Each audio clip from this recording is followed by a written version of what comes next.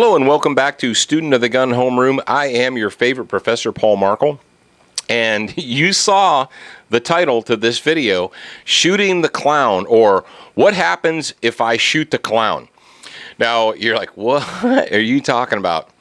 In the last 2 weeks, maybe it's been 3 by now, but at least in the last month, there have been 2 separate instances in the United States where people put themselves in a position where a justifiable a concealed carrier or a citizen could have been justified in shooting them down, even though they didn't intend to be shot down. What am I talking about? Well, if you listen to the radio, you know, we Student of the Gun Radio, we talked about this on the radio, but we had an instance where school staff members walked into a staff meeting with ski masks on and blank firing guns and just started shooting or pretending to shoot, you know, walked into the room with blank firing guns, pow, pow, pow, pow. And just to, you know, show the seriousness of taking an active shooter or active shooter training seriously. We want to reinforce that. That's crazy. Well, and then just recently, it was similar but not the same. We had a movie theater manager hire some actors to dress up and walk into the movie theater during the premiere of Iron Man 3. Well, some of the actors were dressed in all black with fake rifles, like fake M16 AR rifles, just like the lunatic in Colorado was dressed. Sends him into the premiere of a movie. Good idea or bad idea? Well, I'm going to go ahead and say bad idea. Now, the big question that people have out there, if you are a no-kidding good guy, you're a legitimate, lawful citizen, you carry a firearm as a personal defense tool every day as you go about your business. You say, man, that is scary, because if I was in a situation where someone runs in with a blank firing gun and starts popping people, I think it's real, I shoot him down, and then I'm in trouble. Okay, or Johnny Numbskull there at the movie theater, I'm sitting ready to watch Iron Man 3. A guy walks in the door dressed in all black with an M16 or an AR, just like the guy in Colorado did. And I jump up and like, drop it, Johnny, and I smoke him. And you say, and then I find out it was an actor, and now I'm in trouble. You say, well, you may or may not be in trouble depending on how you actually behaved in that circumstance and what was the information that you had at that moment in time, not what you found out later. As a police officer, this is something that you go through a lot. There are a lot of people out there that are distraught people that they want to kill themselves, but they don't have the courage or the chutzpah to do it themselves. So what they'll do is they'll take an empty gun and go walk into a crowd and start pointing the gun at people until the police show up, or they'll point a gun at a police officer and the officer shoots them down and they die. And then what do they find out? Well, they find out later that the gun was empty, no ammunition in it. And the question would be, well, is the officer liable now for, is he liable for, a murder charge or a, negligent homicide charge or, manslaughter or what have you? Well, the answer is no. And the reason is because in that circumstance, the officer, all he had to go on was, there's a person acting irrationally, pointing a gun at other people. That is what I know at this moment in time. That's the little snapshot of the overall scenario. I don't know the story leading up to that. I don't know what we're going to find out later. All I know is what the facts that are present. So let's say you're in a movie theater and some guy thinks it's going to be funny to come running in the theater dressed all black with an AR or a fake AR that looks like a real gun, just like that numbskull did in Aurora, Colorado. And you think, oh crap, this is a copycat killer. He's about to murder me and my family. I have to do something. So you smoke this dude. And after it's all over and done with, they say, oh, it was a fake gun or it was an empty gun or whatever, and he couldn't have done it anyway.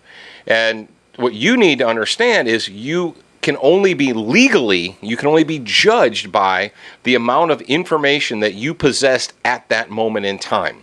Same thing with the staff meeting. People say, well, man, but what if what if the theater had a no gun sign, and I just ignored their no gun sign, and I went in, and this guy comes in the theater with a gun, and I shoot him. Now I'm in trouble. Well, you have to think about it like this. Violating the no gun sign is probably a misdemeanor, right? Or, ignoring the no gun sign, it's probably a misdemeanor. Depending on your jurisdiction, there's different levels, but generally it's a misdemeanor.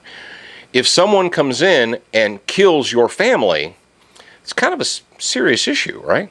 You don't know. The point is you don't know. When a guy walks in the theater, walks into the classroom, walks into the school board meeting with what looks to you like is a real gun and starts behaving as if he's going to shoot humans, you better do something quick, fast, and in a hurry. You can't, now is not the time to second guess yourself. And I'm not telling you just start smoking people. No. What I'm telling you is you need to refer back to the big three. What are the big three for justifiable use of force? Ability. Okay, what do I know? I see a person, he has a gun. Okay, ability. Opportunity. Well, if we're in the same area of operation, he has a gun, I have a gun, or he has a gun, he has the opportunity to shoot me, to do me harm. Okay, that's two. Now the third one, and this is the big one, is what is the intent, or am I in jeopardy? Is he placing me in jeopardy, or is he displaying the intent to do me harm? We talked about this before, about, a police officer, you're filling up your gas tank and you walk into the Quickie Lube there, or Quickie Mart, or Stop and Rob, or what have you, and there's a cop over there filling up his coffee cup. Well, he's got a gun, he's where you are. Does that mean he's going to kill you? No, because he doesn't have the intent. He's not demonstrating the intent. And what you need to be able to say, after it's all over with, is you need to be able to describe to a jury of 12, or to a judge, or to a grand jury, or what have you, is what actions prompted your action. That's what you need to be, not, I saw a gun. Just because you see a gun doesn't mean you can start shooting up the landscape. Seeing a gun is not good enough. Seeing a knife is not good enough. Say, I saw a gun. Okay, what was the person doing? And that is what you're going to be judged by. What were their actions?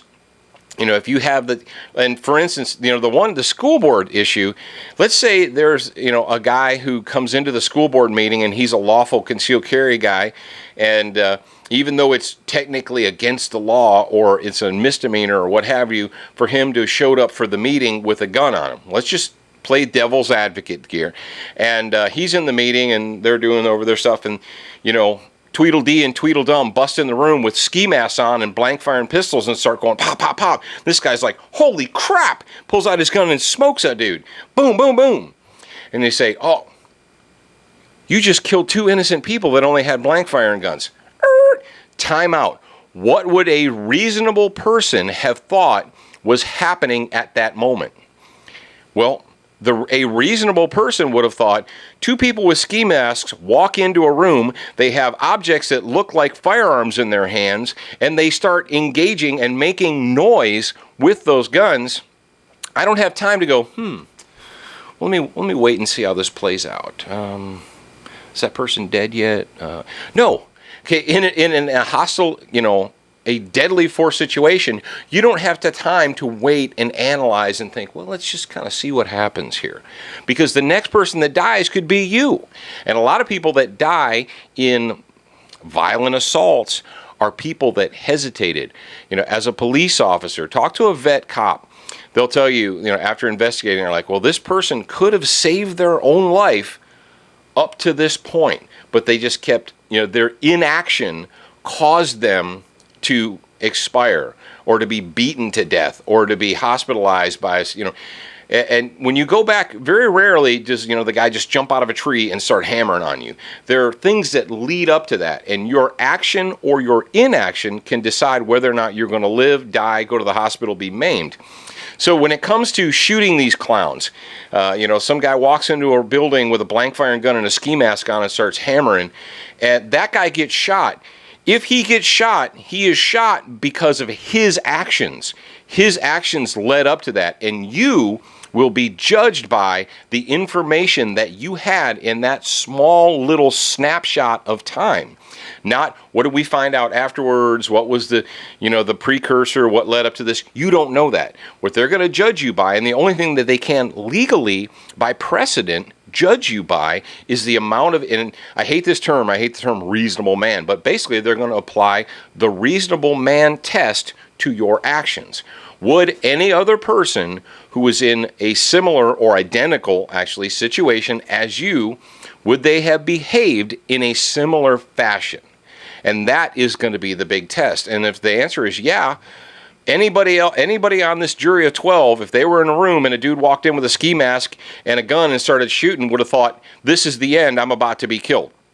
That is what you're going to be judged by. So don't worry so much about, well, man, I got to hold back because what if it's a fake gun? Or what if it's empty or not loaded, or what if he's just kidding? Well, he might be. But are you willing to gamble with your life? And that's the whole reason you're carrying a gun is because you're not a gambler. I mean, if you're like, whatever, I probably will never have to use it, then don't carry a gun. Just go on about your life. So if you have to shoot the clown, you're going to be judged by the information that you possessed at that moment in time. And that's the important thing that you need to keep in mind. Okay, product of the week. We didn't do a product of the week last week. We took a day off for Mother's Day. Hope you guys all had a great Mother's Day, whether if you're a mother out there or if you have a mother. But it's getting into swimsuit season. It's getting into the summertime. And I don't know about you, but I don't feel comfortable being completely disarmed, even in a bathing suit. So what do I carry in a bathing suit? Well, at very minimum, I'll carry this guy right here. That is the Tasman. It's made by a company called Spyderco. It's made of their H1 rust-resistant steel. And at very least, if I'm in my bathing suit, at very least I can have something on me, some type of a tool, whether it's a rescue tool or a self-defense tool, I'll have a tool. This cool story about this knife right here. This knife, actually, I had to cut a gator loose from a fishing line. He was tangled all up in a fishing line, and I was able to row over and cut him loose and free him with this knife right here. So kind of a cool story. But we'll put the link up for you guys right down there below for the Tasman H1 steel blade from Spyderco. No, for all things Student of the Gun, where are you going to go? Well, of course, you're going to go to studentofthegun.com.